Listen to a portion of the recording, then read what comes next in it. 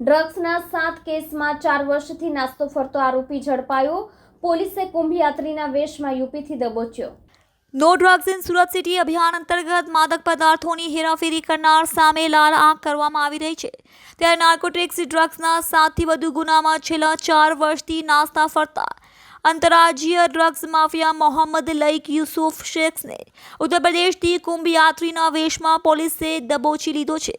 આરોપી ઝડપાઈ જતા ડ્રગ્સ રેકેટનો પર્દોફાશ થયો છે. દબોચેલા આરોપી મુંબઈ મહારાષ્ટ્રથી ડ્રગ્સનું નેટવર્ક ઓપરેટ કરતો હતો.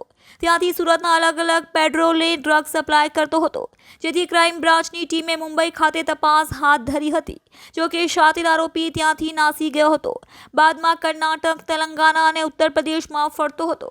છેલ્લા 8 માસથી ટીમો એને ઝડપી લેવા પ્રયત્ન કરતી હતી.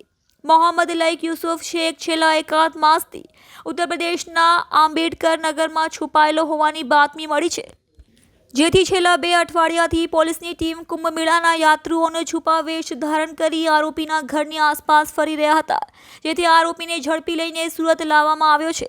આરોપી સામે સુરતના અલગ અલગ 7 કેસ નોંધાયેલા છે. આરોપી શરૂઆતમાં મુંબઈથી ડ્રગ્સ સુરત લાવી ડિલિવરી કરતો હતો. ત્યારબાદ તેને નેટવર્ક ઊભું કરીને પેડલરો રાખ્યા હતા, જેના મારફતે તે માદક પદાર્થોનું વેચાણ કરતો હતો. ગુજરાત સુરત જ નહીં પરંતુ નાસ્તા ફરતા આરોપીએ ગુજરાત બહાર પણ પોતાનું નેટવર્ક ઊભું કર્યું હતું. ગુજરાત સરકાર દ્વારા ડ્રગ્સ વિરોધી જે ઝુંબેશ ચાલુ કરવામાં આવે, જેમાં જેમ ટોપ ટુ બોટમ અને બોટમ ટુ ટોપ તમામ આરોપીઓ પકડવા તરફ લક્ષ્ય આપવા માટે અને no drugs in Surat city અન્વયે સુરત સિટીમાં ડ્રગ્સ માફિયા વિરુદ્ધ જે અભિયાન છેડવામાં આવ્યું છે, એમાં સુરત ક્રાઇમ બ્રાન્ચને એક મોટી સફળતા મળી છે. સુરત ક્રાઇમ બ્રાન્ચની ટીમ દ્વારા યુપી આંબેડકર નગરથી મોહમ્મદ લઈક યુસુફ શેખ નાઓને પકડી પાડવામાં આવ્યો છે, જે સુરત સિટીના અલગ અલગ 7થી વધુ કેસોમાં એનું નામ ખુલી ચૂક્યું છે. સુરતનો મેઇન સપ્લાયર છે. 7થી વધુ કેસોમાં એ વોન્ટેડ તરીકે છેલ્લા 3 વર્ષથી એનું નામ ચાલતું હતું.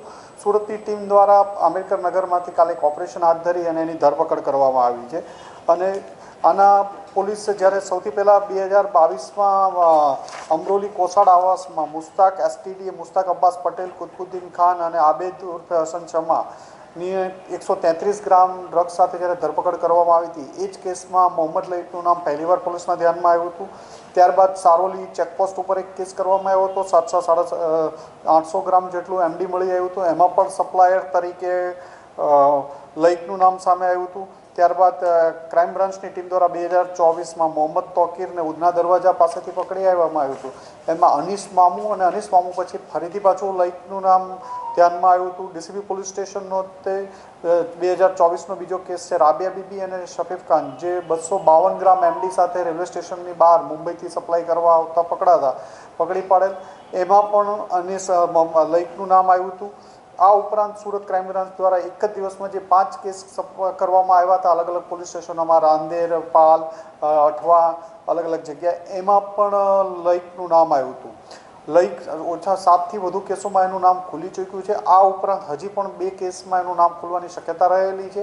લઈક પોતાના અલગ અલગ માણસોને જે મુંબઈ અને એની આજુબાજુમાંથી એમડી ડ્રગ્સ લઈ અને અલગ અલગ લોકો પાસેથી મેળવી અને એ સુરતમાં અને ગુજરાતમાં સપ્લાય કરતો હતો અને દર વખતે નવા માણસ સપ્લાય માટે લાવતો હતો. સૌથી પહેલાં લઈક પોતે ડિલિવરી માટે આવતો હતો, પણ જ્યારે 2022માં લઈકનું નામ ખુલી જતાં એમણે પોતાના માણસોને મોકલવામાં ચાલુ કર્યું હતું અને સુરતમાં એનું નેટવર્ક ખૂબ સારું હતું કે અલગ અલગ જગ્યાએ સપ્લાય કરવામાં. અલગ અલગ 8થી 9 કેસોમાં પકડાઈ જતા અને સુરત પોલીસની વારંવાર મુંબઈ ને એની જગ્યાએ તપાસ કરતા એણે 2022માં મુંબઈ છોડી દીધા બાદ તેલંગાણા, કર્ણાટક અને લાસ્ટમાં યુપી આંબેડકર નગર પોતાના વતનના આજુબાજુના ગામોમાં રહેતો હતો. ક્રાઇમ બ્રાન્ચને ઘણી મહેનત પછી અને ઘણા દિવસની પ્રયત્ન પછી મળી આવ્યો હતો. સુરત ક્રાઇમ બ્રાન્ચની ટીમ અયોધ્યા અને વગેરે ત્યાં યાત્રાળુને કુંભ મેળામાં દર્શનાર્થે પ્રવાસી બની અને ત્યાં રેકી કર્યા બાદ પાકી ખાતરી થતાં મોહમ્મદ લઈકને રસ્તા ઉપરથી, હાઈવે ઉપરથી ઉપાડવામાં આવ્યો હતો અને ખૂબ જ એક મોટી સફળતા છે. અને સુરતમાં ડ્રગ્સની સપ્લાય જે ચેઇન કાપવા માટે પણ એક મોટું સફળતા મળી એવું કહી શકાશે કે જે સુરતની ચેઇન સપ્લાય કટ થશે આને પકડાવવાથી.